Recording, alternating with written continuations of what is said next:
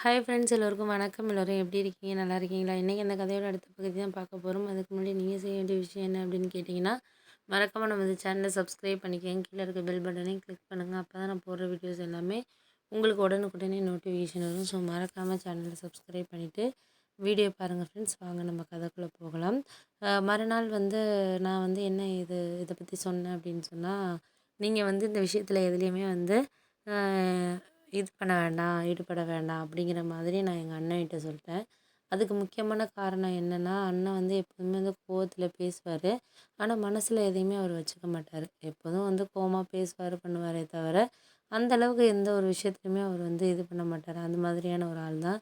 ஆனால் அதுவே என் ஹஸ்பண்ட் ரொம்ப பேச மாட்டார். ஆனால் அவர் காரியத்தில் ஒரு இதாக இருப்பார். எந்த ஒரு பண விஷயமா இருந்தாலும் சரி, மற்ற எதாக இருந்தாலும் சரி, ரொம்ப இதாக இருப்பார். அதனாலேயே என்னாச்சுன்னு பார்த்தீங்கன்னா, என் ஹஸ்பண்ட் ஒரு சில விஷயத்துல அண்ணன்ட்ட கடன் வாங்குறதா இருக்கட்டும், அவங்க ஃப்ரெண்ட்ஸுங்கள்ட்ட ஏதாச்சும் ஒன்று சொல்கிறதா இருக்கட்டும், இப்படி இருக்கிறதுனாலயே நான் என்ன யோசிச்சேன்னா, இவர் அண்ணன் எதா இருந்தாலும் நமக்காக பண்ணுறாரு, இது மாதிரி நம்ம தங்கச்சி வேணும் அப்படிங்கிற மாதிரி அவர் பண்ணுறாரு, செய்கிறாரு. ஆனால் அதை இவர் எப்படி எடுத்துக்கிறாருன்னா, நம்மளுக்கு ஈஸியாக கிடைக்கிது அப்படிங்கிறதுக்காக பணம் வாங்குறது, தேவையில்லாமல் ஃப்ரெண்ட்ஸுங்கள்ட்ட வெளியூருக்கு போகிறது, ட்ரிப் போகிறேன், அது போகிறேன், இது போகிறேங்கிறது கேட்டால் ஏதாச்சும் ஒரு காரணம் சொல்லிட்டு தேவையில்லாத பிரச்சனை வர்றது மாதிரி இந்த மாதிரி தான் இருந்துகிட்டு இருந்துச்சு.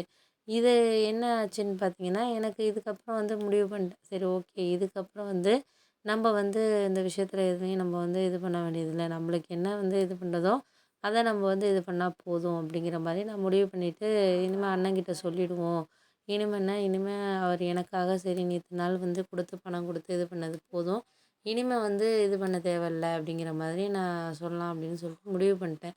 முடிவு பண்ணோன்னே அண்ணங்கிட்ட சொல்கிறதுக்கு இது பண்ணதுக்கு, ஏன்னா அண்ணியும் இது மாதிரி சொன்னாங்க. என்ன சொன்னாங்கன்னு பார்த்தீங்கன்னா, இது மாதிரி இனிமேல் உன் ஹஸ்பண்ட்லேருந்து எதுவும் பணம் வாங்குற விஷயமா எதுவும் இது பண்ணாத. எனக்கு இப்போதைக்கு கொஞ்சம் நாங்களே கடனில் இருக்கோம். ஆனால் இவர் தங்கச்சி முக்கியம்னு சொல்லிட்டு இவர் இது பண்ணிக்கிட்டு இருக்காரு அப்படின்னு சொல்லிட்டு எங்கள் அண்ணி எனக்கு ஃபோன் பண்ணி சொன்னாங்க.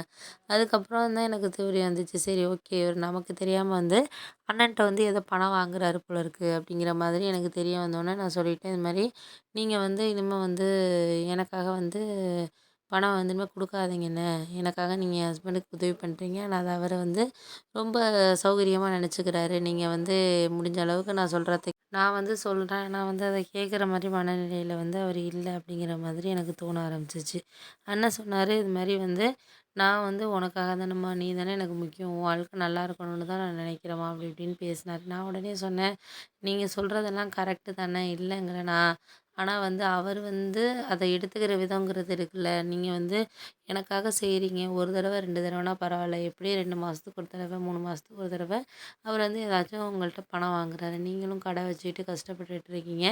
அண்ணியோட நகையெல்லாம் இன்னும் திருப்பி கொடுக்கல, பண்ணலை அப்படின்னு சொல்லிட்டு நான் கேள்விப்பட்டேன். அப்படி இருக்கிறப்போ எனக்காக நீங்கள் தங்கச்சிக்காக செஞ்சது பண்ணதெல்லாம் போதும். இப்போ 7 வருஷமாக நீங்கள் செஞ்சுக்கிட்டு தான் இருக்கிறீங்க, இல்லைங்கள. அதனால் முடிஞ்ச வரைக்கும் நான் சொல்கிறத நீங்கள் கேளுங்க. இனிமேல் எந்த ஒரு இதுலேயுமே நீங்கள் தலையிடாதீங்க அப்படிங்கிற மாதிரி நான் சொன்னோன்னே, எங்கள் அண்ணனுக்கு ஒரு மாதிரி முகமே மாறிட்டு, என்னடா நம்ம தங்கச்சி இப்படி பேசுதேன்ட்டு. ஆனால் எனக்கு கொஞ்சம் ஃபஸ்ட்டு கவலை இருந்துச்சு. அதுக்கப்புறம் நினச்சிட்டேன், நம்ம அண்ணனை இப்படி பேசிட்டோமே அப்படின்னு ஒரு வருத்தம் இருந்தது தான். ஆனால் அதுக்கப்புறம் நினச்சி பார்த்தா என்ன யோசிச்சேன்னா, இது மாதிரி நம்ம இன்றைக்கி இதை யோசிக்கிறோம். ஆனால் அதுக்கப்புறம் நம்மளுக்கு என்ன இது நடக்குதோ அதை இன்றைக்கி நம்ம இதுக்கு இவருக்கு பேசணும் அப்படின்னு நினைக்கிறோம். ஆனால் நாளைக்கு அது கரெக்டான ஒரு வேளை நம்மளுக்கு நிறைய பணம் வாங்கி அண்ணனும் ரொம்ப இதாகிட்டாருன்னா, அவரே ஒரு நாள் பேசுவார், உனக்காக தான் எல்லாம் இது பண்ணுங்கிற மாதிரி சொல்லிட்டாருன்னா, நம்ம அதை ஏற்றுக்கக்கூடிய மனநிலைங்கிறது நமக்கு இருக்காது. அப்படிங்கிறதுனால நான் சொல்லிட்டேன், இதுக்கப்புறம் நீ எதுவும் ஹெல்ப் பண்ணுற வேலையெல்லாம் வச்சுக்காதண்ணே, எதாக இருந்தாலும் நாங்களே பார்த்துக்குறோண்ணே அப்படிங்கிற மாதிரி. சரின்னு சொல்லிட்டு ஒரு 2, 3 நாளைக்கு அப்புறம் நான் என்ன முடிவு பண்ணேன்னா, சரி, ஓகே, நம்ம ஏதாச்சும் ஒரு வேலைக்கு போகலாம். நம்ம ஏதாச்சும் ஒரு வேலைக்கு போனால் கொஞ்சம் நம்ம ஏதாச்சும் சேவ் பண்ணலாம். அண்ணனுக்கும் ஏதாச்சும் ஹெல்ப் பண்ணலாம். ஏன்னா அவரும் நமக்கு நிறைய செஞ்சுருக்காரு அப்படிங்கிற மாதிரி ஒரு மனநிலைக்கு வந்ததுக்கப்புறம் என் ஃப்ரெண்டுக்கிட்ட நான் கேட்டேன், ஏதாச்சும் ஜாப் இருந்தால் சொல்லுடி அப்படின்னு சொல்லிட்டு. அவளும் சொன்னால், உனக்கு தான் இந்த கிராஃபிக்ஸ் இதெல்லாம் இது ஓரளவு டிசைன்லாம் பண்ண தெரியும். அது ரிலேட்டடாக நீ ஏதாச்சும் நான் உனக்கு சொல்கிறேன். எனக்கு அவள் கன்சல்டன்சியில் ஒர்க் பண்ணா.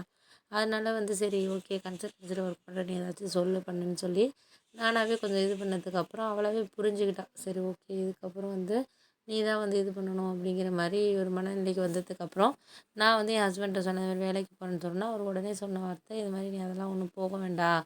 ஏன்னா அவருக்கு எப்படின்னா அவரை நம்பியே நான் எல்லா விஷயத்துலையும் வந்து இருக்கணும் அப்படின்னு சொல்லிட்டு எதிர்பார்க்கக்கூடிய ஒரு ஆள் அவர் அப்பையிலேருந்தே அப்படிதான். அதனாலேயே